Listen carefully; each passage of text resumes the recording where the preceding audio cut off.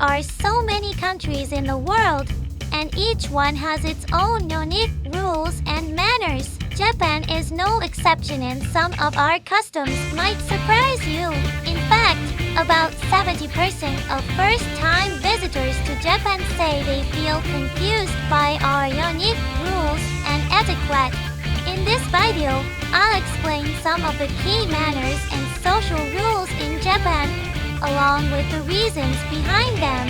I hope that by learning these, your stay in Japan will become even more enjoyable.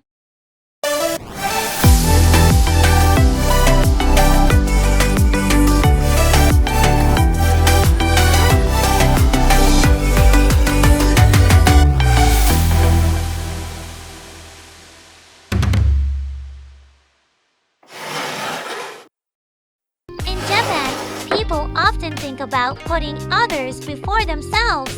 It's not considered good if your happiness comes at the expense of someone else's unhappiness. You might be thinking, well, isn't that just common sense? But in Japan, this idea is taken very seriously, even down to the smallest details. Avoiding inconvenience to others is seen as a basic rule of daily life. This way of thinking is actually one of the main reasons many people find Japan to be a comfortable place to visit. Once you understand how important it is to avoid bothering others, even in small ways, it becomes easier to understand Japanese manners and customs. So let's take a look at some real-life examples of these rules. Rules and manners on trains. In Japan, talking on your phone inside a train is not allowed. Even when you're chatting with a friend next to you, it's considered polite to speak in a quiet voice. But why is that? In Japan, trains are the most common way to get around, whether it's for work or school. Many Japanese people ride the train every day. On average, people spend about 100 minutes per day commuting by train. And since most people commute or go to school around 250 days a year, that adds up to about 400 hours spent on trains annually. That's a huge amount of time. Naturally, Japanese people want to make the most of it, studying for exams, reading books, doing research on their phones, or simply thinking through personal matters. To avoid disturbing others during this valuable time, it's important to keep quiet on trains. Think of it like a library.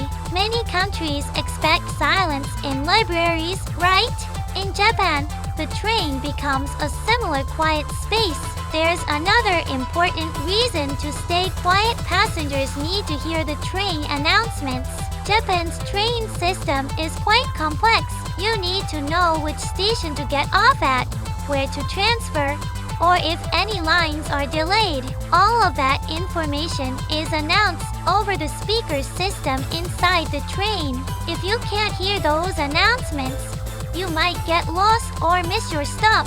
So it's really important to stay quiet, especially phone conversations tend to be louder than regular ones, which is why talking on the phone is strictly prohibited. Also, you might notice something called a women-only car on some trains in Japan. Not every train has one, but during rush hours, when trains get extremely crowded, they are more common. It's unfortunate, but there have been cases where people take advantage of packed trains to harass women, to make the ride safer and more comfortable for women. These special cars are provided. Even if you're a tourist, men are not allowed to enter women-only cars. But don't worry, each train only has one or two of these, and there are always plenty of regular cars anyone can use. And currently, there are no men-only cars, so women are welcome in all sections of the train. Manners at mealtime. In Japan, expressing gratitude for a meal follows a certain order. First, you thank the person who provided the meal. In simple terms, the one who paid for it. Second, you show appreciation to the person kitchen and service staff. Third, you give thanks to those who produce the ingredients, farmers who grew the vegetables, or fishermen who caught the fish, for example. Of course, the people you're thanking might not actually be present. For instance, you usually don't see the chef when you're eating, and the producers of the ingredients are almost never at the table. To express gratitude toward all these people, Japanese people say "itadakimasu" before starting a meal and "gachusou-sama deshita" after finishing it. It's perfectly fine to say these phrases quietly in your mind. However, if someone who should receive your thanks is nearby, it's polite to say them out loud. For example, if the host who treated you to the meal is sitting with you, you should say "itadakimasu" so they can hear you. And when leaving a restaurant, if a staff is nearby, you can say "gachusou-sama deshita" as a way to thank them for the meal.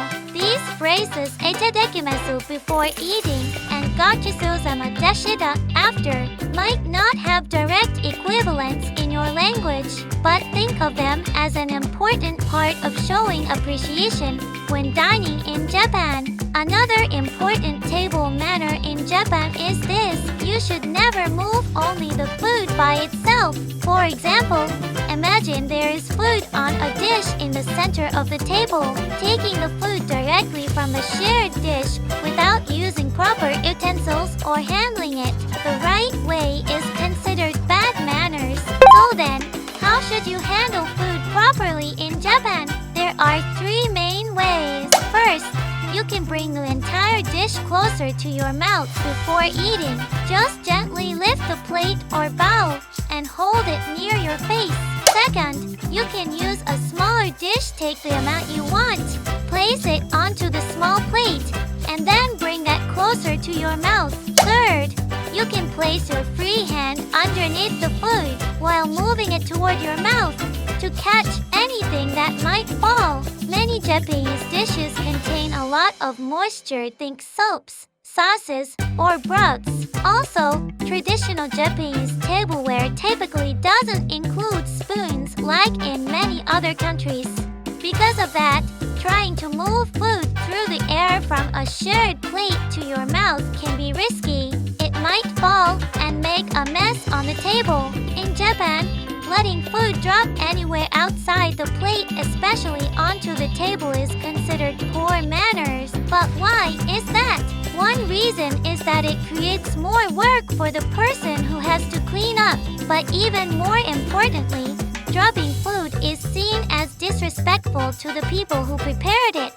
That's why, in Japanese dining etiquette, it's considered polite to carry the dish or support the food with your hand, rather than just moving the food alone. Manners of time. You might be surprised by how strictly things run on time in Japan. In Japanese culture, wasting someone else's time is considered a serious offense. Let's say a train carrying 1,000 passengers is delayed by just 5 minutes. In this case, it's not just 5 minutes that were lost. From a Japanese point of view, 1,000 people each lost 5 minutes, so that's 5,000 minutes gone. That's how time is valued here. Of course, it's not always possible to be perfectly on time. Whether it's a train schedule or a meeting with someone, delays can happen. But in Japan, it's considered important to make a real effort to be on time. That's why many people arrive at appointments more than 10 minutes early. Even if something unexpected happens, they plan ahead so they can still be punctual. This mindset also applies to complex work projects or train timetables. Many Japanese people build their schedules with extra time just in case something goes wrong. That way, even if there are delays, they can minimize the impact on others. This way of thinking can also affect travelers in Japan. Most people make reservations when visiting restaurants or attractions. But if you arrive late for your reservation, you might lose your spot entirely. That's because you're not the only guest. Even if you have a reservation, being late could cause trouble for other customers. In Japan, this is seen as inconsiderate, so businesses may cancel your reservation if you're late. Unfortunately, there has been a rise in travelers who make reservations and then never show up. To avoid wasting time on no-shows, more and more places in Japan are adopting a policy. If you're late, your reservation may be treated as cancelled. Because people here work hard to be on time, they expect others to do the same. That's how Japan has built a culture where everything runs smoothly and on schedule. Other manners at the place of visit. Let's go over a few more Japanese manners that might surprise you during your trip. First up, how to dispose of garbage in public. In Japan, throwing trash anywhere other than a designated bin is actually illegal. And in recent years, residents in Japan often have to pay to dispose of household garbage. So throwing your trash away in public without paying is considered illegal dumping. Also, trash cans located in shops are usually for items bought at that store only. You're not supposed to use them for other trash you've brought from elsewhere. If you can't find a trash bin while you're out, the best thing to do is take your trash back to your hotel and throw it away there. The cost of disposing of everyday trash is usually included in your hotel stay, so it's perfectly fine to throw away normal amounts of garbage from travel at your hotel. However, please note, if you try to throw away an unusual or excessive amount of trash, even hotels may not allow it. In Japan, public spaces like streets, train stations, and shopping areas are kept clean, thanks to a combination of strict rules and social manners. If you carelessly throw garbage in such places, you could be fined or even arrested, so please be careful. Also, smoking is only allowed in designated smoking areas in Japan. In recent years, fines have been introduced for smoking outside of these designated zones. This applies to hotels, shopping malls, trains, sidewalks, virtually anywhere. Most facilities in Japan are equipped with smoke detectors to improve safety. If you smoke in a non-smoking area and accidentally trigger a fire alarm, you may be fined for the disturbance. So if you're a smoker, make sure to go to a designated smoking spot before lighting up. There are also specific rules and manners when it comes to photography in Japan. In general, there are two main types of places where photography is not allowed. The first type includes religious sites and private businesses, where photography is restricted due to spiritual or company policies. For example, many areas within temples and shrines prohibit photography for religious reasons. Similarly, many stores and restaurants do not allow photography inside. These places are designed for all customers to enjoy comfortably. But recently, due to disruptive behavior by a small number of influencers taking photos or videos, more and more businesses have decided to ban photography altogether. As a result, it's not uncommon for entire shops or restaurants to have a strict no-photo policy. The second type of no photography area is places that are dangerous. Even if a location looks perfect for taking photos, you could unexpectedly find yourself in a risky or unsafe situation. In recent years, there has been an increase in accidents involving tourists in Japan while taking photos. Some of these accidents have unfortunately resulted in serious injury or even death.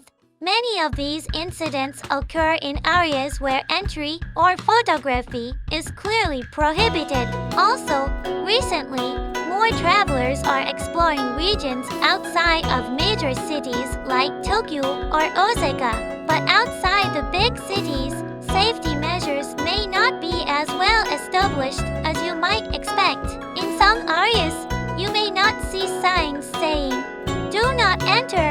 even though locals would never step into those places due to obvious risks. So, as a general rule, avoid going into areas where there are no people around. This is considered basic safety and good manners when traveling in Japan. Next, let's talk about bath etiquette in Japan. One very popular experience is visiting an onsen, a public hot spring bath that many people use at the same time. The rules and manners for using an onsen can be a bit confusing for first-time visitors. So if you're thinking about trying one, make sure to keep the following points in mind. Onsen are usually divided into men-only and women-only areas. There are very few onsen nowadays that allow mixed-gender bathing. However, in the rare case that you do find a mixed-gender onsen, anyone can enter regardless of gender. Also, be aware that in some onsen, the men's and women's areas may switch depending on the day. For example, an area that's for men today might be for women tomorrow. So before you enter, always check with the staff which side is for men, which side is for women. It's better to ask than to accidentally enter the wrong one. Before getting into the bath, you must rinse off your entire body first. Ideally, you should take a proper shower and wash your body thoroughly before entering the bath. Since onsen are shared by many people, it's considered good manners to make sure you're clean before soaking in the hot water. Also, you're not allowed to put anything other than your body into the bath water.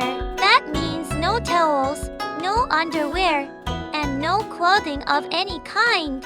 This might be surprising for some, but in traditional onsen culture, you are expected to be completely naked when entering a bath. If you feel uncomfortable sharing a bath with others, don't worry, many facilities now offer private onsen you can rent. If you prefer to bathe alone or with someone you know, look for places that offer these private hot spring rooms. Lastly, let's talk about one more important rule in Japan. Sometimes, you'll need to take off your shoes. According to traditional Japanese customs, people don't wear shoes indoors. These days, many hotels and restaurants allow you to keep your shoes on, but at traditional inns, ryokan, or historic dining spots, you'll often be expected to remove your shoes before entering. For Japanese people, taking off shoes is completely normal, so they usually make sure their socks or feet are clean and presentable.